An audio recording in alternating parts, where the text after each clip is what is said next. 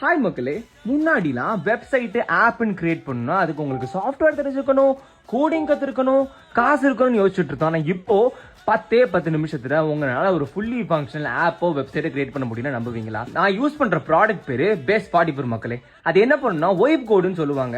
உங்களுக்கு கோடிங் தெரியணும்னு அவசியம் இல்லை, மண்டேல ஐடியா இருந்தா போதும். உங்களுக்கு என்ன ஐடியா வேணும், என்ன ஆப் கிரியேட் பண்ண போறீங்கன்னு சொல்லிட்டு டைப் பண்ணீங்கன்னா போதும், அதுவே கிரியேட் பண்ண ஆரம்பிச்சிடும். ஒரு 4 நிமிஷம் கழிச்சு உங்களுக்கு ஒரு ஃபுல்லி ஃபங்க்ஷனல் வெப்சைட் உருவாக்கி கொடுத்துருங்க. வெப்சைட்டோ ஆப்போ அதுக்கு மேல நீங்க எடிட் பண்ணிக்கலாம்.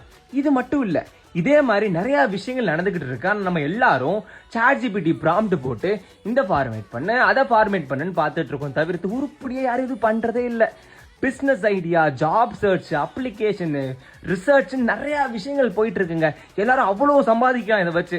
ஆனா நம்ம இன்னும் ஒரே விஷயத்தை தான் பண்ணிக்கிட்டே இருக்கோம். நான் இந்த UK ஜாப் மார்க்கெட்ல எப்படி ஒழுங்கா AI யூஸ் பண்ணணும்னு கத்துக்கிட்டு 3 ஜாப் ஆஃபர் வாங்கியிருக்கேன். அதுல ஒரு கம்பெனில ஒர்க் பண்ணிட்டு இருக்கேன். அந்த கம்பெனிக்கு வெப்சைட் கிரியேட் பண்ணிட்டு இருக்கேன். என்ன பண்றேன்னு காமிக்கிறேன் வாங்க.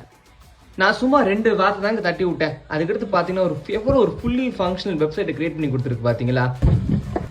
இப்போ இங்க ஜெயிக்க போறது யாருன்னா, யார் ஏ யூஸ் பண்றாங்கிறது இல்லைங்க, யாரு ஒழுங்கா ஏ யூஸ் பண்றாங்கிறது தான். ஏன்னா அவங்க தான் ஏ யூஸ் பண்ணாதவங்கள ரீப்ளேஸ் பண்ணிட்டு போயிடுவாங்க.